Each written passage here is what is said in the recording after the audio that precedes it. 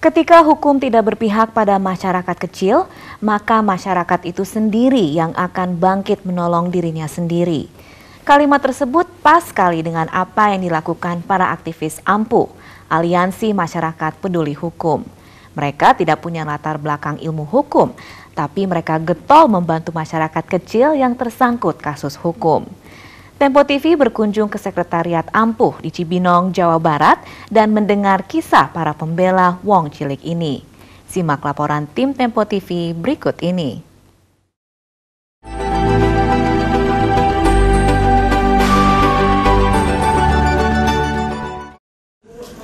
Siang hari kesibukan tampak di Sekretariat Aliansi Masyarakat Peduli Hukum atau AMPUH di Desa Citatah, Cibinong, Jawa Barat.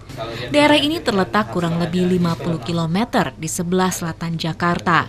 Sekelompok anak muda duduk melingkar dalam sebuah ruangan kecil membahas sebuah masalah hukum. AMPUH didirikan pada November 2011 oleh Haris Saifuddin.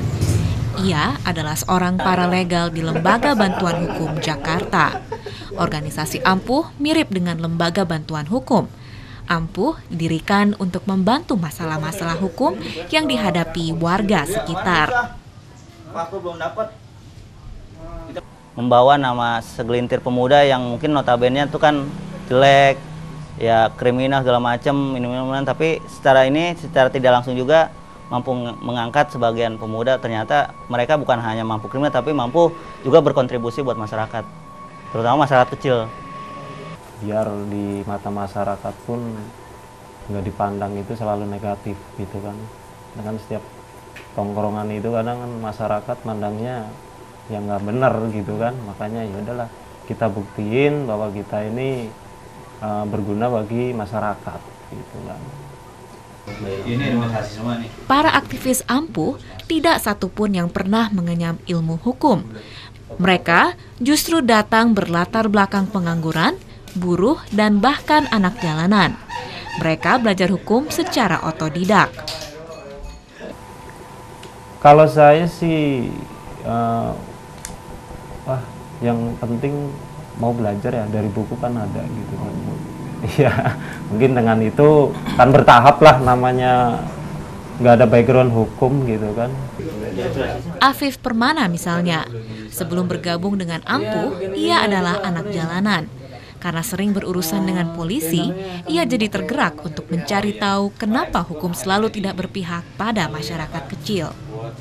Ya saya emang sebenarnya pengen ikut ini emang dari korban juga saya.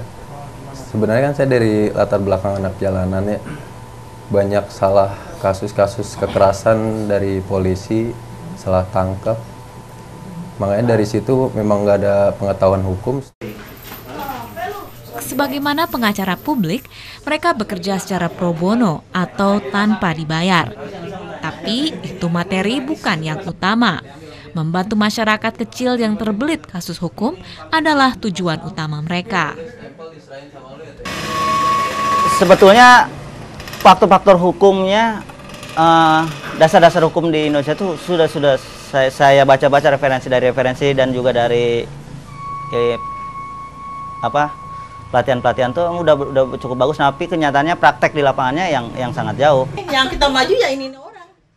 Sejak didirikan November 2011, AMPUH sudah menangani sejumlah kasus hukum, diantaranya kasus kekerasan dalam rumah tangga, penggelapan, hingga masalah perburuhan.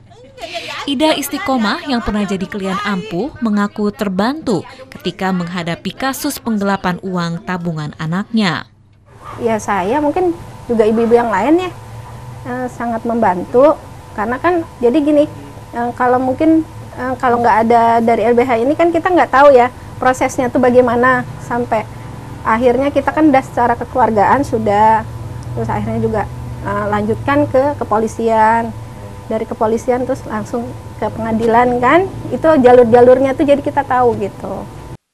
Berdirinya AMPUH tidak bisa dilepaskan dari peran Lembaga Bantuan Hukum LBH Jakarta. Kepala Bidang Pengembangan Sumber Daya Hukum Masyarakat LBH Jakarta, Feby Yonesta mengatakan, seluruh aktivis AMPUH bisa dikategorikan sebagai paralegal. Secara umum, paralegal adalah orang-orang yang membantu kerja pengacara dalam kasus hukum. Yang dikembangkan oleh LBH Jakarta adalah paralegal yang berbasis komunitas. Jadi mereka adalah terdiri dari individu-individu yang tidak berlatar belakang pendidikan hukum, akan tetapi kita bekali dengan pemahaman hukum yang sederhana agar dapat melakukan kerja-kerja bantuan hukum bagi masyarakat sekitar. Menurut Febio Nesta, keberadaan paralegal sangat dibutuhkan untuk menjawab sejumlah permasalahan hukum yang ada di masyarakat.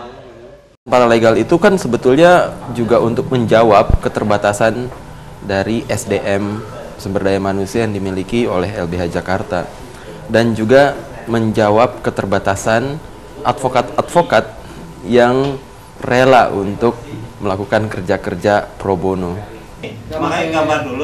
Para aktivis AMPU berkomitmen untuk tetap membantu masyarakat yang kesulitan menghadapi kasus hukum. Mereka juga bermimpi suatu saat bisa jadi pengacara yang sebenarnya. Saya cuma satu rencananya, pokoknya ikut berkontribusi selalu ke dalam masyarakat, terutama masyarakat kecil, marginal yang tidak mempunyai akses keadilan.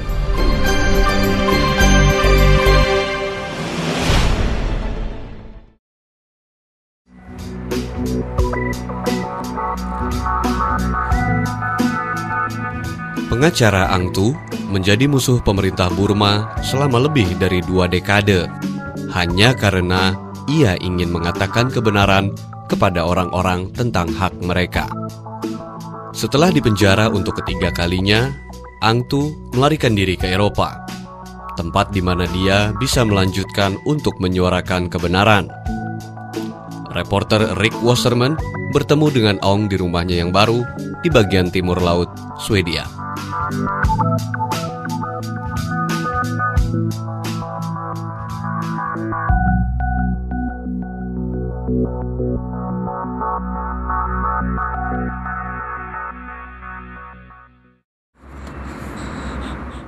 Kota Sandviken di timur laut Swedia pernah menjadi pusat kekuasaan di Skandinavia.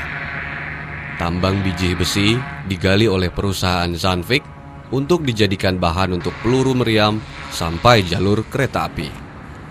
Industri ini sangat sukses di akhir abad 19.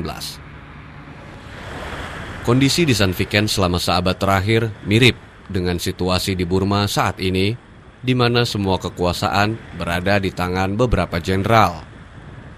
Komitmen Ang Tu bekerja untuk perubahan dimulai ketika dia menjadi mahasiswa di Rangun. Every day I had to witness the suffering of the workers and general public there, and they had to live from hand to mouth. And what happened? I took notice that society is something wrong. And what happened? I also witnessed that although a number of young people became graduates, they became jobless, while the sons and daughters of the ruling military regime have been appointed with the high-ranking government positions and civil service, and I took notice that there was something wrong. Di rumah, dengan istrinya, Nauku, Ang Tu mengingat-ingat saat masih kuliah. While I was one of the leaders of the student organization that is called the All Burma Students Democratic Front. Sebagai mahasiswa hukum, Ang Tu sering melakukan protes. Pada saat demonstrasi tahun 1988, kakinya tertembak dan kemudian dipenjara selama 2 tahun. Ia menjadi seorang pengacara karena memiliki minat khusus, terutama soal hak asasi manusia dan peraturan hukum. If you really want to do the rule of law, you need to punish those who committed crime. If you don't punish them, you cannot get the rule of law. That is essence of the law. One thing. Another thing, at minimum, you need to find justice, even though you ignore the rule of law. Now in Burma, everything is silent. Rezim Burma berusaha membungkam Ang Tu dengan menculiknya di sebuah seminar di Bangkok pada tahun 2009. Saat itulah ia melarikan diri ke Swedia.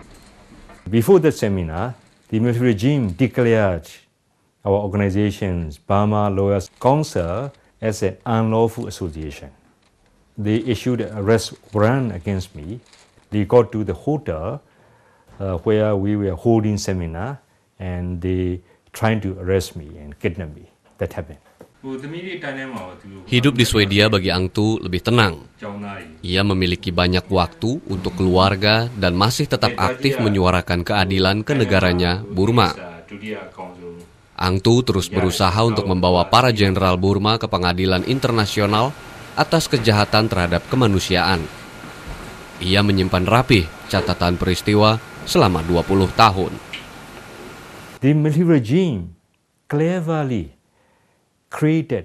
has created a legal framework by which they can rule the country for several more decades. It is quite difficult to understand, but as lawyers who have been focusing on the principle of the rule of laws for some decades, I realize this very well. I believe that many experienced politicians in Burma also realize it very well. Meskipun jauh di Swedia, Ang Tu rutin menyiarkan pemikirannya melalui internet dan televisi Democratic Voice of Burma. Media ini menjadi alat yang berperan besar dalam perjuangannya untuk menyampaikan informasi yang benar. Ini bukan berarti Ang Tu akan kembali ke Burma dalam waktu dekat. Organisasi pengacaranya masih dilarang dan masih ada surat perintah penangkapan untuknya. Amnesti bagi Ang Tu masih sebuah pertanyaan. I don't really believe any amnesty issued by the military regime under any circumstance. Tujuan yang ingin dicapainya adalah mendalami ilmu hukum dan mengambil ujian sehingga ia dapat praktek sebagai pengacara di Swedia. Sementara ini, Ang Tu masih berjuang untuk mencapai impiannya. Suatu hari, ia mungkin akan berjalan seperti ini, tapi di sebuah pantai di Burma yang baru dan lebih demokratis.